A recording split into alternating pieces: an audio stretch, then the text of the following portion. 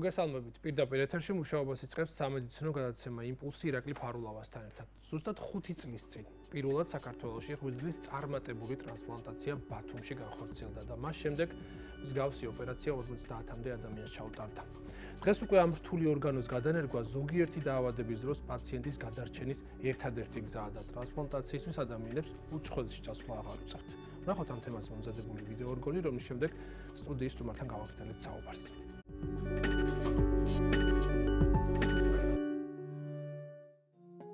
ღვიძლის ტრანსპლანტაცია დაახლოებით 20 წელია დაწყებულია და მსოფლიოში ყოველწლიურად 15,000-მდე ადამიანს უტარდება.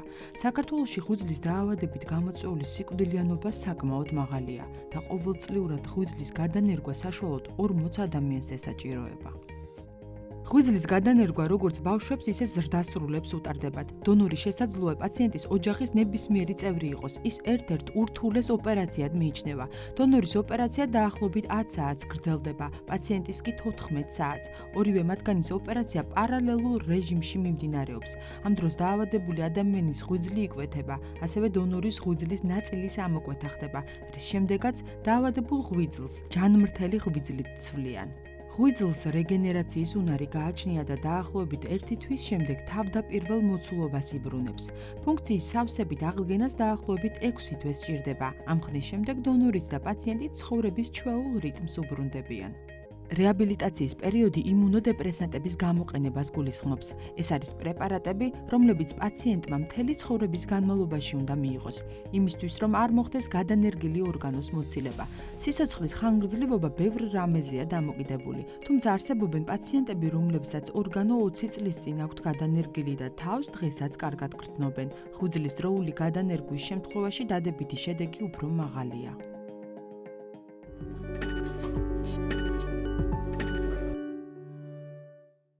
რა შემთხვევაში არის აუცილებელი ღვიძლის გადანერგვა და რა რისკებს უკავშირდება ოპერაცია? ამ თემაზე ჩვენ შეკითხვებს ქირურგი, პროფესორი ქაშიბაძე უპასუხებს. მოგესალმებით ბატონ კახა, დიდი მადლობა სტუდიაში მობრძანებისთვის. ძალიან მნიშვნელოვანი თარიღია და ამ რთული ოპერაციის ათვლის თარიღი სწორედ ბათუმს უკავშირდება და თქვენი უშუალო მონაწილეობით განხორციელდა ეს ოპერაცია. მაშინ დაძმა მეგრელიშვილების ისტორია ერთ-ერთი ყველაზე განხილვადი თემა იყო. როგორ გაიხსენებდით, როგორ შეაფასებდით 5 წლის განმავლობაში ამ მოვლენას? ძალიან ამაღლებელია ჩემთვის საუბარი, იმიტომ რომ ძალიან დიდ შრომასთან, ბევრი ადამიანის დიდ შრომასთან და ბევრ ისეთ ნაბიჯებთან არის დაკავშირებული, რომელმაც მედიცინის სხვა დონეზე გადაგვიყვანა ჩვენ, მთელი ქვეყანა და მით უმეტეს ჩვენი რეგიონი. ამიტომ ეს ძალიან მნიშვნელოვანი მოვლენაა სამედიცინო საზოგადოების ცხოვრებაში, აჭარის სამედიცინო საზოგადოების განსაკუთრებით, იმიტომ რომ ის იყო და რჩება ფლაგმანი დღეს მთელი ქვეყნის მასშტაბით ტრანსპლანტაციის საკითხებში. ანუ ქართული რაღაც გარკვეულწილად ღვიძლის ტრანსპლანტაციის ცენტრი დღემდე არის აჭარა. პრაქტიკულად ეს ციფრებიც ადასტურებს იმას, რომ პროცესები ნორმალურად ვითარდება, ამდენი ადამიანის სიცოცხლე იქნა გადარჩენილი და მას შემდეგ პრაქტიკულად ათეულობის მსგავსი ოპერაცია განხორციელდა. როგორ შეაფასებდით, საკმაოდ დიდია ციფრი. წარმატების შანსი არის თუ არა მაღალი და რეალურად მას შემდეგ რა გამოწვევების წინაშე დადგით? ბატონო, თუ ჩვენ ავიღებთ იმ სტატისტიკურ მონაცემებს, რასაც ეყრდნობა მთელი მსოფლიო, როდესაც საუბარია ტრანსპლანტაციაზე, ეს მოიცავს 1 წლიან, 3 წლიან და 5 წლიან გადარჩენას პაციენტების. რადგანაც ჩვენ 5 წლის ისტორია გვაქვს, ვისაუბროთ 5 წლიან გადარჩენაზე, არ იქნება სწორი, იმიტომ რომ პროდ ერთი кейსი გვაქვს. ამიტომ ჩვენ უნდა ვისაუბროთ 1 წლიან გადარჩენას. 1 წლიანი გადარჩენის მონაცემი ჩვენი არის დაახლოებით 90%-ის ფარგლებში, რაც ითვლება, რომ მსოფლიოში საუკეთესო მაჩვენებელია. მე ბევრი დიდი კლინიკაც კი ამ პროცენტებს არ ფლობს. ამით მე არ მინდა იმის თქმა, რომ ჩვენ ყველაზე კარგები ვართ, მაგრამ ეს არის ის ციფრები, რაც არის დღეს. დიდი ხანი მზადდებოდა ეს პროცესი, ჩვენ ამაზეც უნდა ვისაუბროთ, რომ როგორ დაიწყო ეს პროცესი, რამდენი ქვეყანა იყო ჩართული. ოპტიმიზმის საშუალებას, რომ ჩვენ სწორ გზაზე ვდგავართ, სწორად ვითარდებით და მომავალშიც შევინარჩუნებთ ამ დონეს განვითარების იმედია. და ბატონ კახა, მაინც რო გავიხსენოთ, რამდენი ქვეყანა იყო ჩართული? ეს პირველი მომენტები, რომელიც უკავშირდება ოპერაციის მომზადებას, იმიტომ რომ ეს არის ძალიან რთული ოპერაცია დღეს შეიძლება ძალიან მარტივია ჩვენ ხშირად ვსაუბრობთ ამ თემაზე და როდესაც წინასწარ გიკავშირდებით შემთხვევაში ახალი დასრულებული გაქვთ ოპერაცია და ჩვენს თვალწინ იცვლება ის დრო, რაც ოპერაციის გაკვეთებას უკავშირდება, რომ დაიწყო რაღაც პრაქტიკულად რამდენიმე 10 საათიანი ოპერაციიდან დღეს ძალიან მარტივად ხდება ეს პროცესი და თითქმის ჩვეულებრივი ოპერაციის სტანდარტს მიუახლოვდა.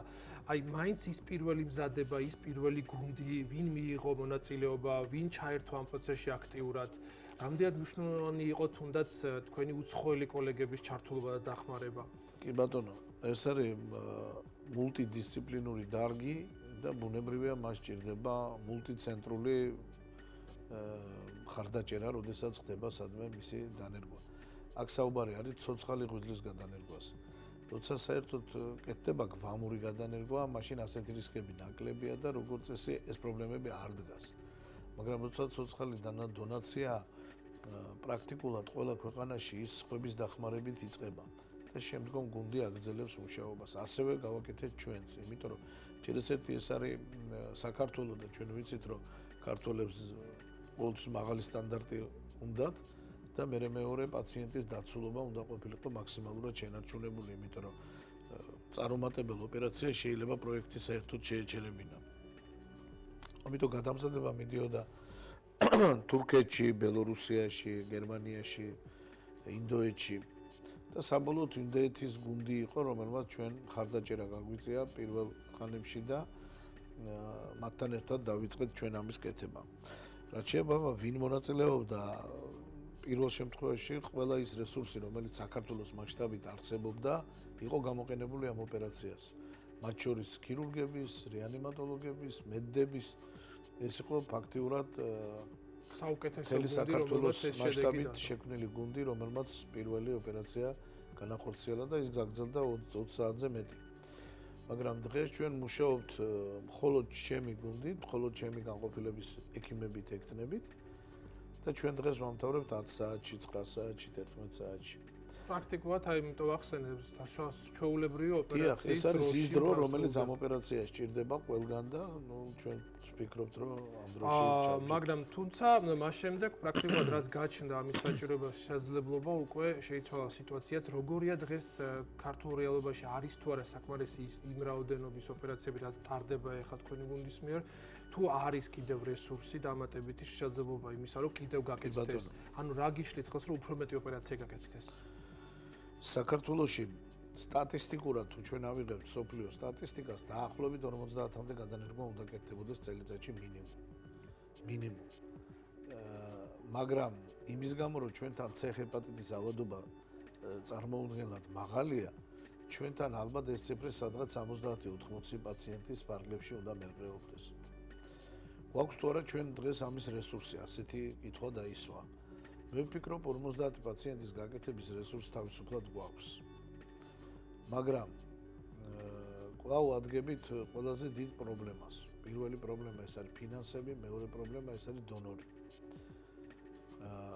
მე არ მომბეზდება მადლობის თქვა აჭარის ჯანდაცვის მინისტრის და აჭარის ჯანდაცვის სამინისტროსთვის, კერძოდ ზაალ მიქელაძეს და აჭარის მთავრობისთვის, რომელმაც ძალიან ბევრი გააკეთა იმისთვის, რომ ეს პროგრამა განვითარებულიყო. ჩვენ წლიდან წლამდე ვაანონსებით ციფრების ზრდას. წლიდან წლამდე ამ ციფრების ზრდაში პირდაპირ პროპორციულად არის მათი ღვაწლი. და მე ეს არ მომბეზდება ამის თქვა, იმიტომ რომ ვერ გავიდოდით ჩვენ ამ ციფრებზეც კი, ეს რომ არ იყოს მათი დაფინანსება, რომელიც პაციენტებს 80%-ს უფინანსებს ამ ძალიან დიდი თანხებიდან და სწორედ აი ამ დაფინანსებამ გახადა შესაძლებელი გაგვეზარდა ციფრი და პროგრამა გამختارიყო სიცოცხლის უნარიანი. ამას დაემატა შემდგომ თბილისის მერია, რომელმაც ასევე 70% დააფინანსა და კიდევ უფრო მეორე ტალღა დაიწყო განვითარების. მაგრამ სამწუხაროდ არ არის საქართველოს აჭარა და თბილისი. და დანარჩენი რეგიონები როგორც ეკონომიურად, ისე სოციალურად ბევრად უფრო რთულ პირობებში იმყოფებიან. ამიტომ ასეთ რეგიონებში დაავადობა უფრო მაღალია და ამ ადამიანებში უფრო მეტ სჭირდება ის, მაგრამ სამწუხაროდ დღეს იმის გამო რომ ამ ადამიანებს თანხა არ აქვს, ჩვენ ვერ ვეხმარებით მას და ადამიანები იღუპება. იმედია სიტუაცია შეიცვლება. ერთი ძალიან მნიშვნელოვანი ფაქტი როგორია ცხოვრება დონაციის შემდეგ.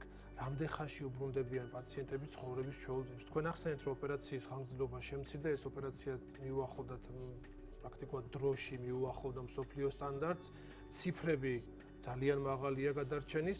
რა პერიოდი ჭირდება პაციენტი, რომ ცხოვრების ჩვეულებებს დაუბრუნდეს? სტაციონარში დაყოვნება 2 კვირიდან 4 კვირამდე გრძელდება, იმისგან მიხედვით თუ რა სიმძიმის პაციენტი გვყავს გაყვანილი საოპერაციოდ. ამის შემდგომ კიდევ 2 თვე, ანუ პირველი 3 თვე არის პაციენტისთვის მნიშვნელოვანი. პირველი 3 თვის მერე პრაქტიკულად ის რეაბილიტირებულია და იწყებს მეტნაკლებად ჩვეულებრივ ცხოვრებასთან მიახლოებას და 6 თვის შემდგომ როგორც წესი ყველა სამსახურს უბრუნდება, თავის საქმიანობას უბრუნდება და ჩვეულებრივი ადამიანის ცხოვრების რიტმით ცხოვრობს. ბატონო გახ, მაინც რომ დავაზუსტოთ, არის გარკვეული დაავადებები, რომლის დროს აუცილებელია გადანერგვა. რა შემთხვევაში ხდება დგება აუცილებლობა ღვიძლის გადანერგვის? რომელი დაავადებები, რომლებიც იწვევს ღვიძლის ტერმინალურ დაზიანებას, არის ძალიან ბევრია. ამის ჩამოთვლას აზრი არ აქვს, მაგრამ როდესაც დიაგნოზი ისმება ღვიძლის ტერმინალური უკმარისობა, ციროზი ტერმინალური უკმარისობა ან ციროზი კიბო. შეიძლება ციროზი კიბოს დროს არ გქონდეს ტერმინალური უკმარისობა ღვიძლის, მაგრამ ღვიძლის კიბოს მკურნალობის ერთადერთი და საუკეთესო შედეგები არის მხოლოდ ტრანსპლანტაციის დროს. ღვიძლის კიბოს სხვა მკურნალობა სამწუხაროდ არის ნაკლებად ეფექტური. პროცენტი მისი ნაკლებად მისაღები და ცუდია. ხოლო დანარჩენი ეს არის ღვიძლის ტერმინალური უკმარისობა. შეიძლება გამოიწვიოს ჰეპატიტმა C, B, ავტოიმუნურმა დაავადებამ, სანაღვდეგების ატრეზიამ, გენეტიკურმა პათოლოგიებმა, ფერმენტულმა უკმარისობამ, გლუკოზის ცვლის მოშლამ და რა ვიცი, კიდევ ბევრი დაავადებაა, რომელიც ამას იწვევს. მაგრამ ეს ახლა პაციენტისთვის არ არის საინტერესო, ეს ექიმების და ბატონო გახა, ამ ოპერაციის ისტორია პრაქტიკულად უკვე დაიწერა. თუმცა ჩვენ ვიცით, რომ მედიცინა და ზოგადად მეცნიერება გულისხმობს ახალ გამოწვევებს. დარწმუნებული ვარ, თქვენც ახალი გამოწვევების წინაშე იქნებით და რას აპირებთ, რა იგეგმება მომავალში? ჩვენ აუცილებლად გავაშუქებთ თემას, რომელიც უშუალოდ 50-ე გადანერგვას შეეხება, მე წინასწარ დავაანონსებ, მაგრამ მაინც რას ფიქრობთ, რა არის ახალი მწვერვალი, რომლის დაპყრობასაც გეგმავთ?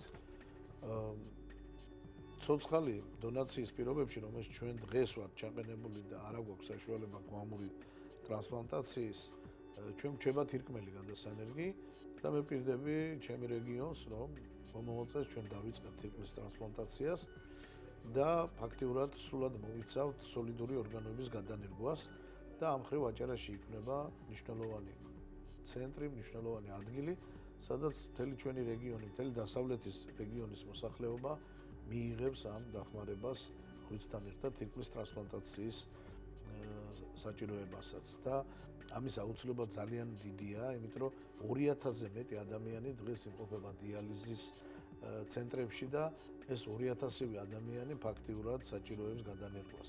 რა თქმა უნდა, ყველას ჩვენ ვერ დავაკმაყოფილებთ, ყველა არც გამოდგება გადანერგვისთვის, მაგრამ ვფიქრობ, რომ წელიწადში ალბათ 40-50 პაციენტი შეძლებს მოშორდეს დიალიზის აპარატს, იმას, რაზეც მთელი ცხოვრებაა მიჯაჭვული და ის არ არის კომფორტული და ის ბევრად უფრო დამაზიანებელია ორგანიზმისთვის, არ ვსაუბრობ ქვეყნის ეკონომიკისთვისაც კი ძვირადღირებულია და აი შემიძლია ეს ადამიანების დაუბრუნოთ ჯანსაღ ცხოვრებას. მე დარწმუნებული ვარ, რომ ჩვენ აუცილებლად გავაშუქებთ ამ თემას და მე კიდევ ერთხელ მინდა მოგილოცოთ, ეს მნიშვნელოვანი თარიღი და იმედი მაქვს, რომ კიდევ ის ახალი გამოწვევები, რაც გაქვთ დასახული მიზნად, განხორციელება ძალიან მალე. დიდი მადლობა გახა. მიულოცოთ თქვენს მაყურებელს, დამდეგი ახალი წელი ალბათ არ გვექნება საშუალება მეტი, რომ შევხვდეთ ერთმანეთს და მინდა რომ თქვენი გადაცემაც მომავალ წელს კიდევ უფრო წარმატებული იყოს, გაზრდილი იყოს მისი ხილვადობა და მოსახლეობას უსურვებ ჯანმრთელობას და არ დაჭირვებოდეს ჩემი დახმარება არავის. მადლობა თქვენს გილოცავთ, დაგემშვიდობოთ და მაყურებელს კი შევახსენებ, რომ ჩვენ შეკითხვებს ქირურგი პროფესორი ქაშიბაძე პასუხობდა, მე კი ჯანმრთელობას გისურვებ და მომავალ შეხვედრამდე გემშვიდობებით.